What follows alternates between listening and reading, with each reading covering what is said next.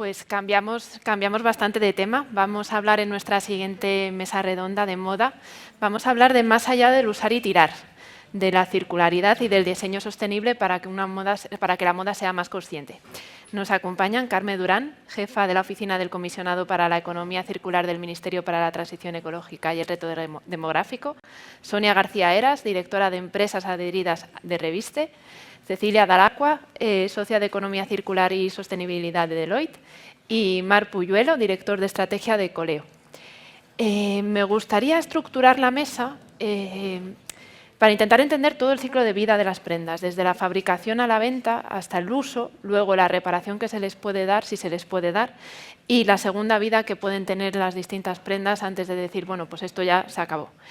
Entonces, lo primero que me gustaría hablar es de los tejidos y del sistema de producción.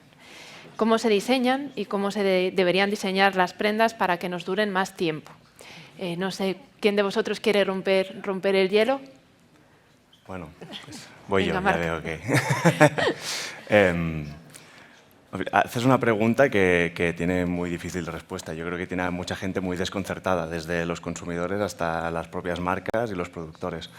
Porque, bueno, y aquí voy a citar a un experto, que es Enric Carreras, de la Universidad Politécnica de Cataluña, que él siempre dice que no existen, que no se puede decir que una prenda es sostenible en sí misma o que un tejido es sostenible en sí mismo o que un hilo es sostenible en sí mismo, ¿no?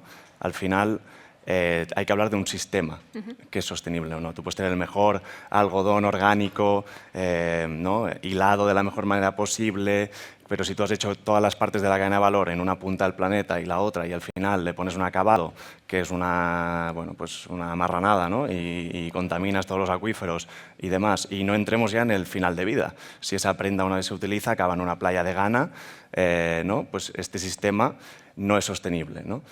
Entonces, yo lo que sí que creo que tengo claro es que en España tenemos potencial para montar un sistema muy bien montado y que saque prendas sostenibles, porque tenemos capacidades de reciclaje, si montamos bien, ¿no? Toda la parte de la recogida separada y de los retos que tenemos en la parte del residuo, tenemos capacidades de hilatura, tenemos sinergias de confección con el norte de África, tenemos marcas líderes que pueden tirar del carro y empujar todo.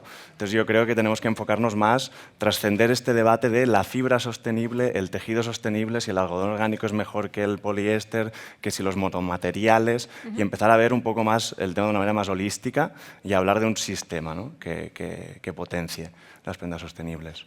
Como dato, más del 80% de los impactos medioambientales de un producto se deciden en esa fase de concepción, que va mucho más allá de solo elegir el tejido, va de pensar cómo es su ciclo de vida, de alargarlo lo máximo posible y de luego qué hacer con él cuando llega a su fin de vida, ¿no? Por lo tanto, es muy importante, pero como dice Marc, no solo quedarnos en el tejido, sino en toda la concepción del producto. Y en esa concepción, en lo que es la producción en sí, ¿hay alguna forma de decir, pues la producción se tendría que hacer de esta manera para que esta prenda sea más sostenible? Yo creo que, y aquí complementando, ¿no? Lo que comentábamos, realmente cuando hasta el momento el diseño está muy enfocado en la moda, ¿no? Es una manera de expresarse a sí mismo. Cuando empezamos a ultrapasar lo que llamamos el gatekeeper, que es el diseñador que diseña para algo de la moda, y empezamos a dar conciencia y herramienta de, como comentábamos antes, si vemos qué material vamos a incorporar, cómo lo vamos a producir, pero cómo lo vamos a conceptualizar, ¿no? Cómo vamos a diseñar para realmente ser durable, ¿no? ¿Cuántas veces vamos a poder utilizar esto? ¿Cómo vamos a diseñar para poder reparar esto también, para alargar este ciclo de vida?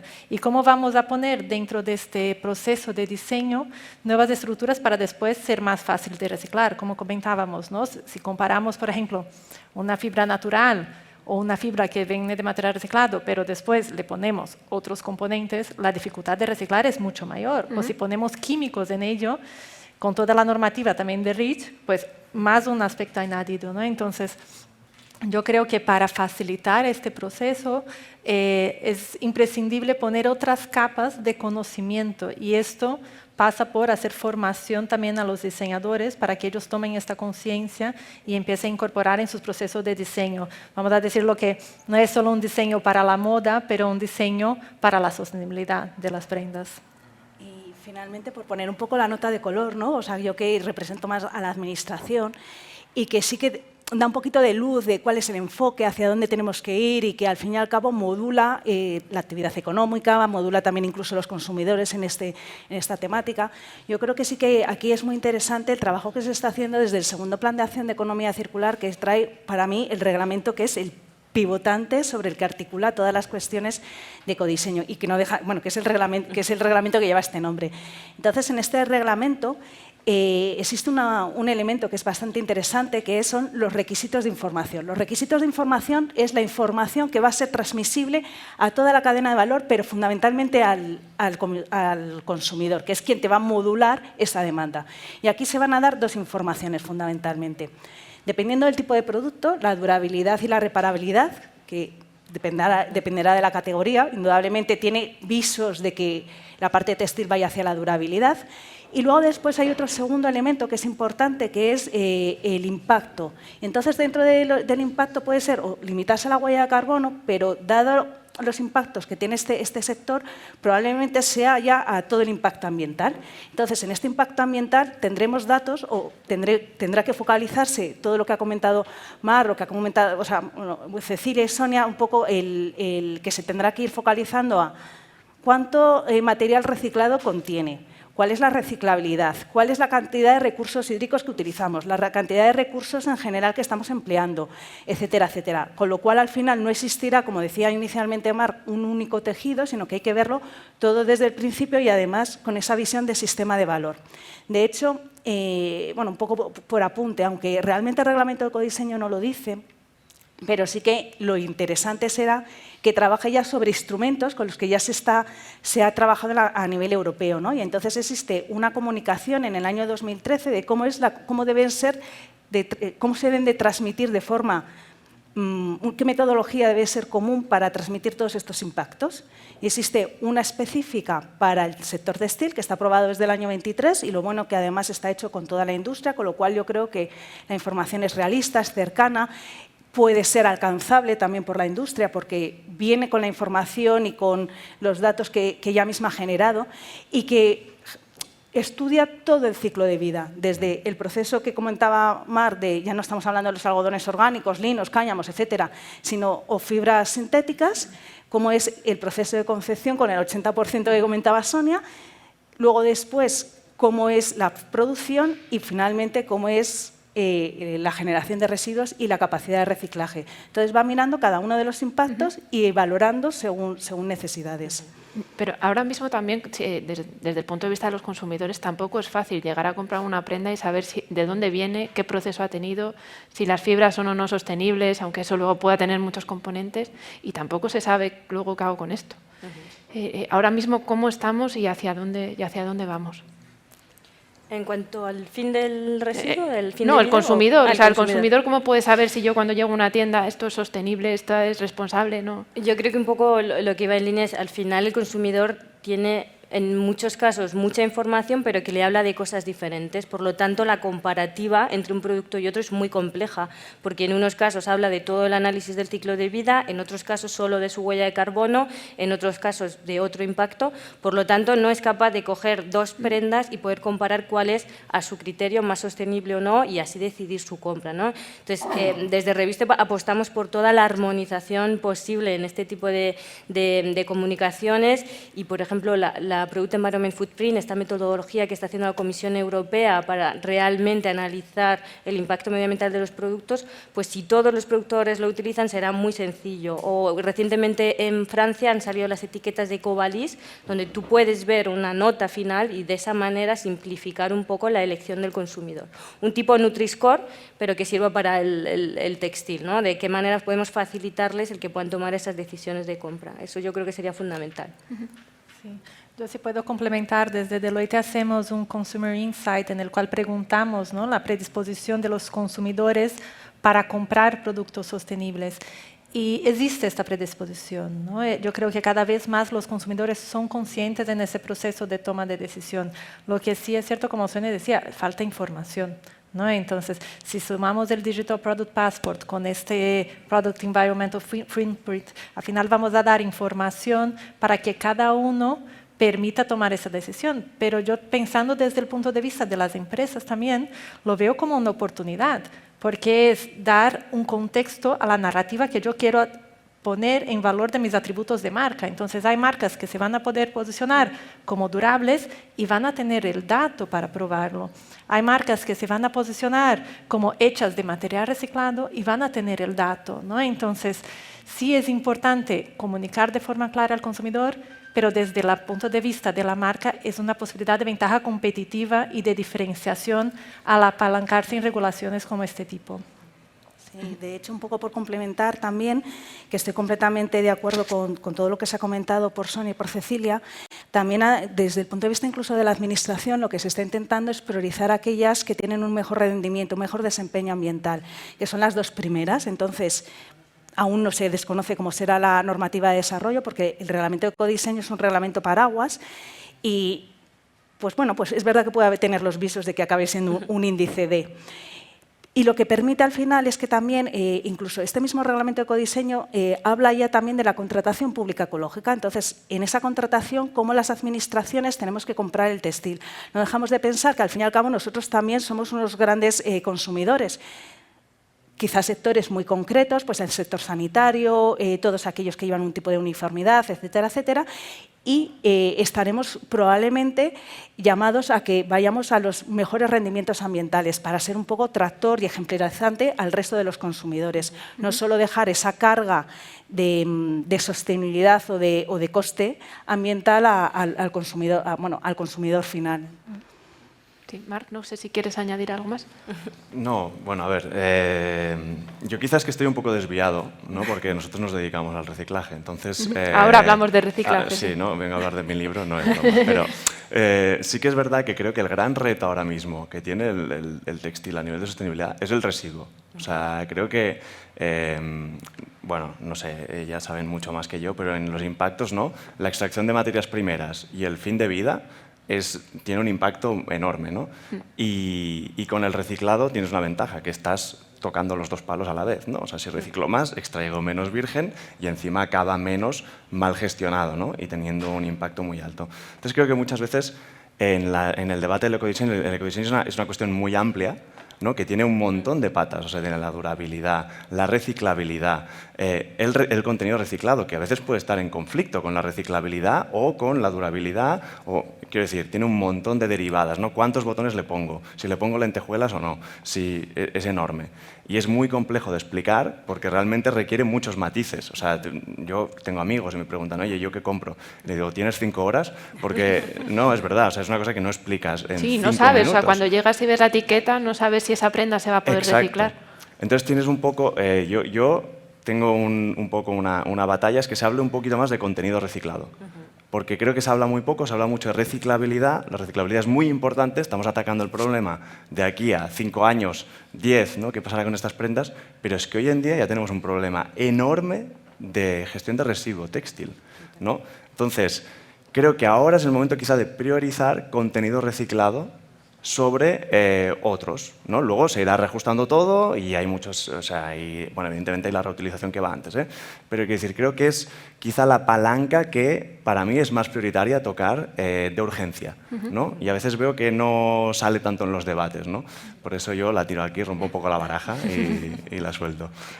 Antes de llegar a esa fase de reciclaje, lo hemos comentado ya, está la posibilidad de poder recuperar los productos, pero yo creo que tampoco ahí hay mucha información de saber si esto tiene alguna reparación posible para que se siga usando.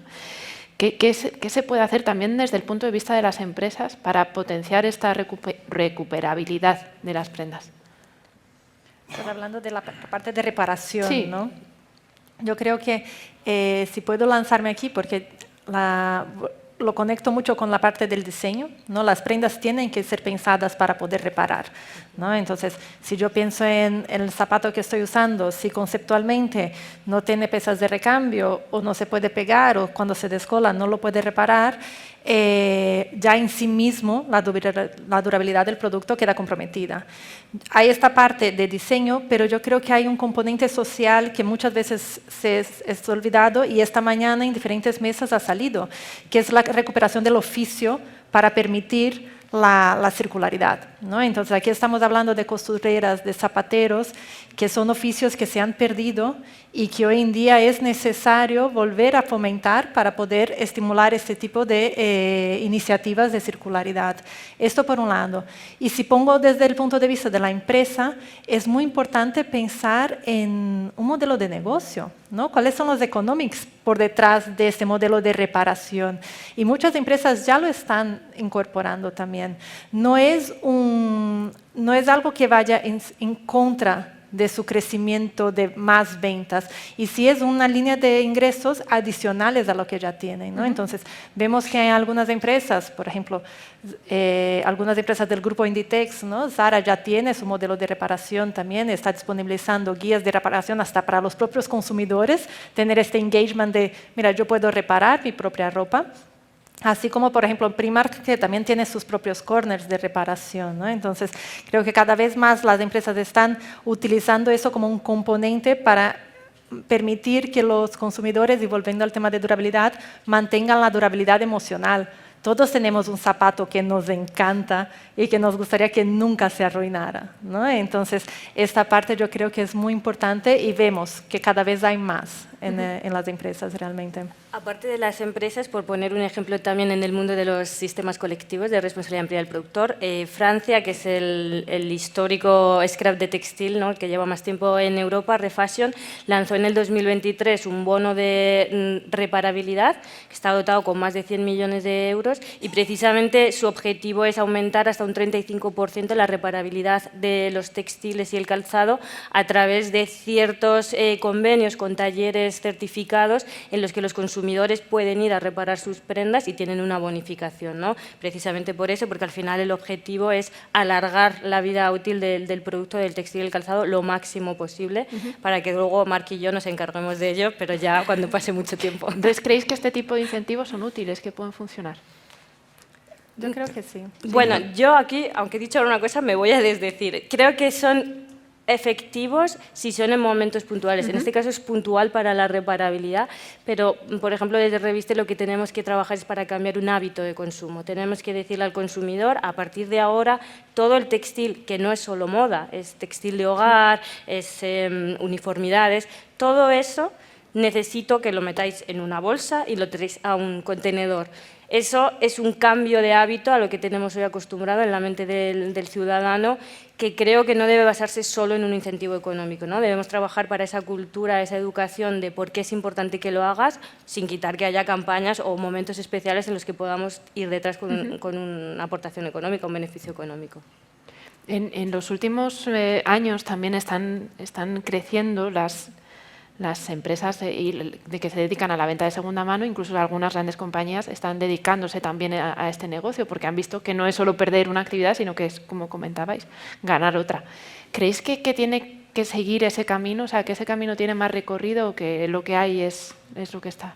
Yo creo que sí, que nosotros desde el punto de vista de economía circular, que siempre pues bueno, está muy asociado, ¿no? a la prevención, a la jerarquía de residuos y a evitar fundamentalmente que se generen estos residuos. Claro, indudablemente todo este cambio supone un cambio de modelo de negocio en el que tienes que reinventarte y buscar pues una forma de evitar estos residuos, y muchas veces es a través de los procedimientos de servitización. Es verdad que hay sectores que es más sencillo esta transición que en otros, pues por ejemplo como en el de la moda, que con todas las cuestiones de la obsolescencia percibida, pues indudablemente existe un mayor choque, pero consideramos que sí, y que además ayuda no solo eso, ayuda a la reindustrialización de Europa en un sector fundamentalmente donde la producción, o sea, la parte de diseño aún se mantiene en España. Es verdad que, por ejemplo, la parte de calzado aún parte está en España, o quizá la moda infantil, pero la gran parte está en el extranjero, con lo cual es una forma también de volver a introducir ese proceso de industrialización que puede estar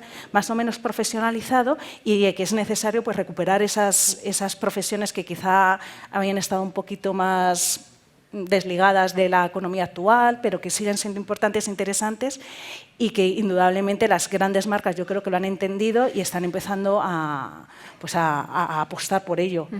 Yo siempre creo que hay que saber, o sea, hay que fijarse siempre en el que tiene más capacidad económica y seguirle, porque tiene Ahí hay dinero y algo, ¿no? capacidad para... Hay algo. Eso es. Y de hecho hay estudios, ¿no?, que le indican que se prevé que en los próximos 4 años haya un crecimiento acumulado de un 10% del mercado de segunda mano de textil. Sí que es cierto que hay un cierto debate si esto está más volcado para aquellas marcas que tienen un componente de luxury, ¿no?, que tengan un cierto vida y que vaya revalorizándose durante los años, pero asimismo el mercado se estima que va a ser de 400.000 millones, ¿no? Una cosa que sí que vemos, y yo lo lanzo como reflexión, yo estuve justo hablando de Resale en la Semana de la Moda en Nueva York, y hablábamos de que esto es muy similar a cuando se inició el canal de venta online, ¿no? Las empresas debatían si iba a ganar canal de venta online o canal de venta físico, y hoy en día son par a par. Entonces yo pienso en esto también, en vez de decir es primera mano y segunda mano, por así decir, es los dos, ¿no? Es incorporar los dos en su portafolio de producto y repensar el portafolio para que alcances a más consumidores y fidelices a aquellos que ya están, ¿no? Entonces yo creo que no es un o, es un y todas las marcas van a tener que pasar por ahí realmente.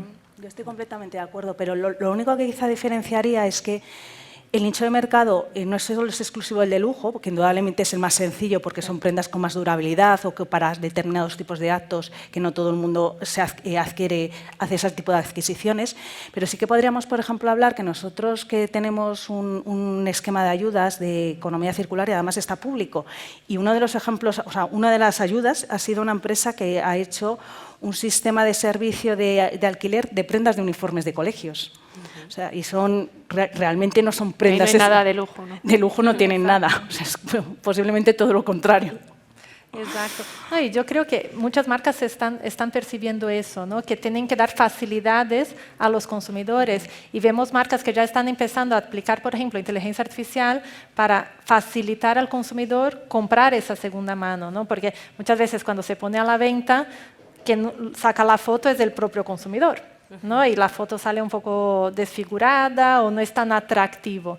Pero si ya en el propio catálogo de la prenda, de las marcas, ya hay esta referencia, es la propia marca que lo pone a disposición, ¿no? Entonces, todo utilizarse de digitalización, de herramientas para facilitar y promover este cambio de hábito que estamos hablando, ¿no? Yo creo que es lo más importante. Vale, pues entramos en el siguiente escalón, que es el reciclaje. ¿Qué tal reciclamos? ¿Cómo lo hacemos? ¿Qué podemos mejorar? Bueno, si hacemos como una visión un poco rápida de qué es lo que hacemos, creo que miramos cada uno lo que hacemos con nuestros textiles, ¿no? Y lo primero es lo que ha salido durante toda la jornada.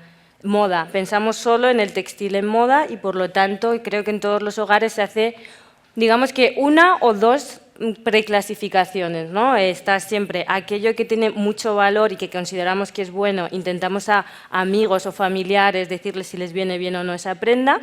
Después tendríamos otro porcentaje de, bueno, no está tan bien, pero a alguien le puede servir, y entonces lo metemos en una bolsa y lo tiramos a un contenedor que reconocemos todos de entidades sociales. Y luego hay una tercera parte, que es ese calcetín desparejado con un agujero, el trapo de cocina, la bayeta, que eso ni nos lo pensamos y todo va a la fracción resto, mezclado con el resto de productos. Pues ese es el primer error y eso es lo que desde Reviste debemos impulsar, ese cambio de hábito, y a partir de ahora todo el residuo textil, no solo la moda, todo tiene que ir en bolsas cerradas, limpias y depositadas en un contenedor de recogida separada, porque será la clave de ya la siguiente fase de reciclaje. Si no hacemos ese primer paso, todo lo que acabe en otro contenedor pues va a tener muy poca solución, ¿no? Y una vez que ya pasamos a esa primera fase de dejarlo en un contenedor, empieza el proceso de la gestión del residuo, en el que todo, el modelo de Reviste, todo lo que recojamos en esos contenedores será clasificado para intentar sacar todas las prendas o calzado que pueda ser reutilizado, ya sea a través de una donación o a través de tiendas o empresas de segunda mano. Todo eso se maximiza, es decir, consigamos sacar la mayor parte reutilizable, pero habrá una gran porción de textiles y calzado que no se puedan reutilizar. ¿Qué hacemos con eso? Pues con eso lo preparamos por composición y color y hacemos lo que llamamos la clasificación de preparación para el reciclaje, Y después de esa parte, donde ya quitamos cremalleras, botones, etcétera, pues pasarían a las diferentes técnicas de reciclaje, que seguro que aquí también Marc ahora nos puede hablar mucho mejor, pues dependiendo de las fibras, de la composición, etcétera, pues tendrá diferentes tipos de reciclaje mecánico, químico, termomecánico, para que esos residuos finalmente puedan convertirse en un recurso tanto para la industria textil y calzado a través de nuevas fibras, pero también pues, en la industria de la automoción, en la industria de la construcción, porque como dice Marc, tenemos un gran problema de que tenemos muchísimo volumen de residuo, por lo tanto, por mucho que avancemos en innovación, en tecnologías de reciclaje, no será suficiente para toda la cantidad de residuo textil que tenemos. Y eso sería un poco el ciclo general del residuo. Marc. O sea, yo creo que aquí hay una parte que es el volumen, que es lo que, ¿no? Un poco muchas veces como que hasta se nos escapa de la ecuación, ¿no? O sea, Sonia ha hecho una descripción técnica, ¿no? Absolutamente perfecta, ¿no? de lo que pasa, debería ser, ¿no? De lo que debería ser y en algunos casos es. Pero a la pregunta, ¿qué tal reciclamos hoy? La respuesta es mal. Porque, o sea, creo que en Europa se recicla como un 1% de todo el residuo textil que se genera, ¿no? ¿Por qué? Bueno, pues por muchas razones, ¿no? Y entonces, cuando te vas al por qué, en todo este proceso que ha dibujado Sonia, hay muchísimos, ¿no? Que uno es puramente de capacidades, de que no hay suficientes capacidades para la clasificación, para el reciclaje e incluso para la reutilización. O sea, estamos muy por debajo de capacidades, de tecnologías para que hagan todo este proceso más plug and play para la industria, o sea, ¿no? Que no sea mucho más costoso, que a nivel de calidad sea similar y demás. Y también creo que nos falta, principalmente yo creo que lo que más nos falta es un business model claro para la clasificación para el reciclaje. O sea, creo que hoy en día los números, si tú coges, ¿no? esta actividad que hay que hacer, ¿no? Que como decía, de clasificar en composiciones y en colores para dejar unos paquetes bien preparados para que alguien los recicle, esta actividad, el business model no funciona sin solo por demanda, o sea, lo que a ti te pagan por recuperar la fracción algodón o la fracción poliéster o lo que sea, no paga todo el proceso, ¿vale? Entonces, por el propio volumen y por muchas circunstancias. Entonces, esto es algo que vendrá, ¿no? Y tiene que ir pasando cuando aumenten la demanda de estas materias recicladas. Por eso vuelvo a lo que he dicho al principio. Es muy importante el contenido reciclado cuando compramos, porque si no compramos prendas con un alto contenido reciclado, entonces eso no le da una señal a las marcas que tienen que tirar por ahí, entonces las marcas no empiezan a señalar esto hacia el resto de la cadena de valor, los industriales no invierten en nuevas tecnologías para que hagan esto ni en capacidades, los clasificadores no invierten en esto, ¿no? Entonces no se va generando todo este flujo, ¿no? Entonces, como esto no existe ahora, lo primero que hay que hacer es poner un business model claro para la clasificación para el reciclaje y para el reciclaje, ¿no? Que es un poco el gap que viene a cubrir el scrap, ¿no? Y la responsabilidad ampliada del productor, para conseguir que este volumen suba y sobre todo con los retos tan altos de porcentaje de recogida selectiva que estamos viendo, ¿no? en el borrador. O sea, el aumento de volumen es enorme. Hoy en día recogemos un 10, 12, sí, ¿no? Un 10, 12, la gran mayoría es para reutilización, mucha parte no hay ya ni capacidad para seleccionarla. O sea, el incremento de volumen es que es tan bestia que hay un reto enorme en hacer esto un business model viable, porque si no, naufragaremos en el residuo. ¿Y cómo podemos mejorarlo? También entiendo que ahí tienen que entrar empresas, que es una oportunidad de negocio también. ¿Cuáles son los pasos que hay que dar para que no nos muramos ahogados? Pues a ver, yo creo que un poco contestando desde el punto de vista de la Administración y además haciendo una invitación a Marc y a todo el mundo del reciclaje. Aprovecho el inciso. Entonces, yo creo que sí que tenéis que aprovechar todas las informaciones públicas, consultas, y entonces cuando se haga ese desarrollo de la parte de textil va a haber un contenido mínimo de material reciclado, lo más probable. Y hay que apostar por ese contenido, porque es verdad que si tú enfrentas precio de materia virgen, y desconozco el precio en textil, materia virgen frente a textil reciclado, no siempre salen las cifras. Quizá pueda salir mejor en un algodón reciclado que tenga una mayor, pues, o sea, que se entienda bien por el consumidor y que tenga una mayor acepción, pero quizá en otro tipo de materiales pues no tiene tanto, o quizá, pues bueno, porque son sintéticos no se conoce. Entonces, yo creo que eso sí que es importante, que modula esa demanda, obliga a que exista realmente ese reciclado, que es verdad que existe, que tiene que haber certificaciones detrás que nos permita conocer la realidad de que ese material de verdad proceda de un procedimiento, de un proceso de reciclaje, porque como dice bien Marc, el problema es un problema o sea, no es un problema de volumen, pero que además va a ser agravado porque al mismo tiempo a la par la Administración considera también los problemas que hemos generado en el mundo del textil en otros países. Entonces, ha producido una modificación del Reglamento de Traslados de Residuos, que es el Reglamento 1013. Este reglamento lo que viene un poco a decir es que estamos llevando la problemática de producción, de consumo europeo, lo estamos externalizando a terceros países. Y bueno, pues son países en los que no tienen capacidades, o sea, si nosotros nos faltan, a ellos aún más. Con lo cual, pues bueno, va a ser cada vez más riguroso esos traslados. Y eso significa que ese reciclaje va a tener que realizarse dentro de las fronteras de la Unión Europea, del mercado único. Entonces, pues bueno, ya si no llegamos, pues indudablemente hay que aún potenciarlo más, y la forma de potenciarlo realmente es verdad que es incrementando la demanda. A mí me gustaría mencionar un tema adicional que yo creo que es importante y me gustaría también, Marc, que lo complementaras, que es toda la parte de innovación, ¿no? Vemos que este sector, comparados con otros sectores, el porcentaje de innovación que se reinvierte en la organización es relativamente bajo. Si comparamos a la industria textil con, no sé, la industria farmacéutica, ¿no? O sea, el gap de innovación es muy fuerte de inversión. Entonces, en esta parte específicamente de reciclaje es imprescindible innovar para conseguir reducir este gap entre materia prima virgen y materia prima reciclada, ¿no?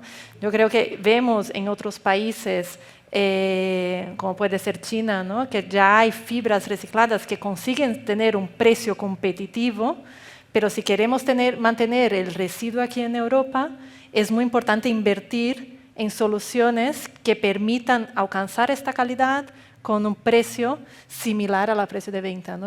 ¿Tú cómo lo ves, Marc? Sí, Marc asiente. Tú sabrás más. No, pero... absolutamente. O sea, al final hay un... o sea, nosotros hemos invertido mucho en esto y a veces la gente nos mira como que estamos un poco locos, porque ¿no? Ponerte a invertir en industria textil en España a 2025 parece que estás un poco chalado. Nosotros, pues porque hemos tenido una visión de decir, oye, no, aquí esto ha pasado en otras industrias, aparte vemos un tema estratégico también, que ya se ha mencionado en todos los panels que ha habido, ¿no? Sale el tema incluso geopolítico y estratégico de futuro de todo esto, y bueno, y lo vimos claro hace años y hemos apostado por esto, en desarrollar tecnologías para clasificar las prendas, en invertir en cosas muy, bueno, pues en hierro y máquinas que hagan las, ¿no? Y reformar edificios, que a veces se le da poco valor, pero es importante.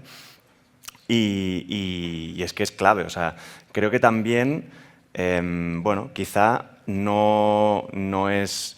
Bueno, no sé si habrá un tema de márgenes que no atraen tanto a los inversores. Claro, y a mí se me escapa, ¿no? Un poco más. No soy analista de inversión, no sé dónde metería el dinero yo si alguien me lo confiase.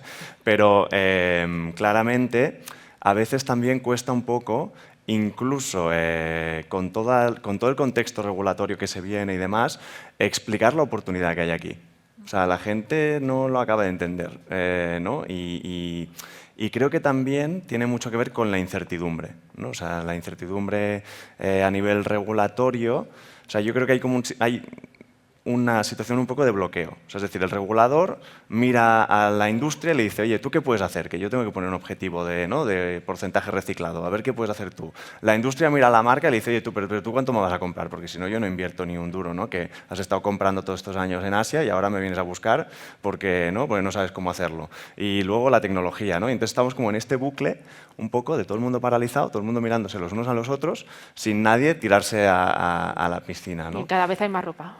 Claro, y cada vez, ¿no? el problema acumulándose y haciéndose más grande, ¿no? Entonces creo, al final, bueno, habrá algunos cuantos innovadores que se tirarán a la piscina, habrá algunas cuantas marcas también más concienciadas que se tirarán a la piscina, pero creo que también es muy importante el rol de la administración, ¿no? Que diga, no, esta es la vía y me tiro un poco a la piscina, igual me paso de derrapaje o freno, bueno, no lo haré perfecto porque siempre incorporarse a una autopista, ¿no? Hay que pegar un acelerón y a veces calamos el coche y a veces no es perfecto, pero hay que hacerlo, o sea, hay que hacerlo porque el reto es enorme. Entonces no será perfecto, pero que alguien se tire a la piscina ya, por favor, ¿no? Un poco sería el mensaje. Y Sonia, tú que has hecho también esta perspectiva global, ¿cómo arreglarías este atasco? Yo creo que al final la economía circular pues, es circular porque necesita la colaboración de todos y la visión de todos, ¿no? En nuestro caso necesitamos la visión de las empresas, que serán los productores que financien el sistema colectivo, pero también de los recicladores, de la administración local, de las entidades de economía social. Necesitaríamos todo y a la Administración, ya que está aquí, pues aprovecho, ¿no? Y lo que le pedimos es que realmente, como decía Marc, necesitamos esa regulación, pero necesitamos unos objetivos que por supuesto sean retadores para empezar a avanzar, pero que sean también aplicables, ¿no? Y que no dejen a nadie atrás, porque en el ejemplo, por ejemplo, del objetivo de recogida separada, que hemos dicho que sería el primer paso para empezar a andar sobre la gestión eficiente del residuo, pues nos encontramos con un borrador que tiene un objetivo del 50% para el 2030 y para poneros un poco en contexto, he hablado antes de Refashion, que es el scrap más antiguo europeo, lleva más de 16 años en activo y su recogida separada no llega al 32% después de todos estos años.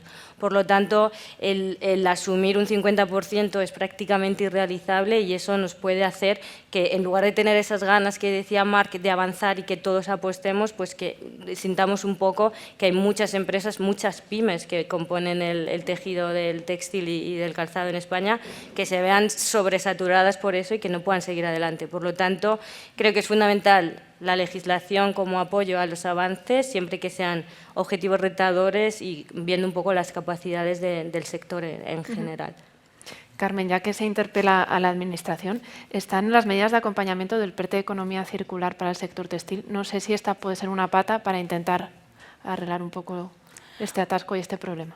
Pues, hombre, yo creo que indudablemente también es una medida de acompañamiento, ¿no? Que no solo están las medidas de carácter normativo, sino también los incentivos económicos. Entonces, nosotros lo que hemos hecho es intentar hacer un tipo de esquema de ayuda que sea muy amplio, que prácticamente dé respuesta a todas las necesidades, claro, dentro de lo que nos permite el Reglamento General de Exención de Categorías, que es quien nos marca cómo tenemos que hacer las ayudas. Entonces, en este sentido, lo que hemos hecho es ir por 4 caminos. Uno es ayudar al ecodiseño en investigación, desarrollo e innovación, que es porque no nos permiten trabajar sobre remanufactura, no nos permiten meternos dentro de la industrialización. Luego, después, hemos incluido también cuestiones relacionadas con el reciclaje. Es verdad que hay ahora bastantes necesidades de avance en cuestiones de tecnología, porque aunque aquí se han mencionado algunas tecnologías de la termoquímica, la química, pues bueno, aún no son la respuesta única, aún es necesario seguir ampliándolo. Es necesario también, este tipo de PERTE también nos permite dar mayor capacidad al reciclaje y de hecho nos hubiese encantado y queremos que siga siendo, o sea, que se sigan presentando empresas para aumentar esa capacidad de reciclaje. Y por último, pues damos ayudas en cuestiones de digitalización, que nos permite ir avanzando en todos estos cambios de negocio, incluso permite también a la parte de reciclado como la de ecodiseño ir introduciendo otra serie de variables que nos ayuda a, pues a tener una capacidad dentro de España, tanto en la parte productiva como en la parte de reciclado. Nos queda 1 minuto y medio. Pero sí que me gustaría acabar, ya que tenemos muchos problemas, pero también me gustaría acabar con algo positivo. Quería pediros a cada uno alguna nota de optimismo de, mira, esto lo estamos haciendo bien y tenemos que ir por este camino. Bueno, si quieres, yo desde Revista creo que una de las cosas que creo que nos da más optimismo es que al final todo el sector tiene claro que tiene que transformarse, que tiene que apostar por esa circularidad y al final nos encontramos con que todos los agentes implicados en la gestión están abriéndonos las puertas para realmente colaborar, ¿no? Desde el propio Reviste, que es un ejercicio de colaboración absoluta, donde por primera vez en Europa las grandes empresas se unen para adelantarse a esa normativa, queriendo realmente transformar el sector y sabiendo que solos no lo pueden conseguir. Este sería como nuestra nacimiento, que ya parte de la colaboración, pero luego cuando nos reunimos con los diferentes actores, como otras empresas, gestores de residuos, economía social, administración, pues creo que todos tenemos esa voluntad de que, aunque el reto es muy difícil, que juntos y de manera colaborativa seremos capaces de conseguirlo. Cecilia. A mí me gustaría poner el punto de vista de las empresas, ¿no? Estoy completamente de acuerdo con Sonia que una cosa que me deja optimista es la colaboración de la industria, ¿no? Están muy dispuestos a trabajar en este entorno precompetitivo para poder avanzar y desatascar, como decías, ¿no? este proceso. Pero también me gustaría reflejar que de cara a las empresas están viendo modelos de negocio que realmente generan valor, ¿no? Generan valor por generar nuevos ingresos, como hablábamos de reventa o reparación, pero también reduce los costes, ¿no? A nivel de resiliencia en la cadena de suministro, principalmente cuando hablamos de nuevas materias primas, pero también a nivel de cumplimiento con toda la regulación que viene. O sea, el sector textil está sobre el ámbito de aquí hasta 2030 de unas 10 regulaciones que van a marcar una transformación del modelo de negocio. Entonces, incorporar iniciativas de circularidad está en la agenda de las empresas, está en la agenda de los CEOs y eso me deja optimista de que vamos a conseguir desatascar muy próximamente todo este proceso. Marc, una pequeña nota de optimismo. Yo vuelvo un poco a lo que decía al principio. Yo creo que España tiene una oportunidad. O sea, creo que aún tenemos una industria que funciona, tenemos capacidades de reciclado mecánico para el postindustrial porque se pueden convertir al post-consumer y tenemos, como decía, marcas líderes y yo creo que hay una oportunidad para hacer el hecho de estar cerca de la materia prima, ¿no? Que es el residuo, convertir esto en una ventaja competitiva. Está claro que no nos volveremos a comer el mundo, ¿no? Pero sí que hay bueno, pues potenciar los nichos ya existentes es uno más que ganamos, ¿no? Y reforzar todo esto, ganar resiliencia como país y creo que tenemos todo para jugarlo bien y para montar este sistema, la verdad. Y Carmen, acabamos ya contigo. Pues yo creo que las conclusiones son las de todos mis compañeros de mesa, porque indudablemente yo creo que no hay ningún dominio ambiental en el que haya habido tan buen acogimiento por parte de las empresas y que lo consideren como un reto que realmente es abarcable y que además puede traer bastantes beneficios. Pues muchas gracias por acompañarnos esta tarde. Ahora vamos a hacer una pequeña pausa de unos minutos y vamos a tomar un café y retomamos la jornada a las 17:35. Gracias.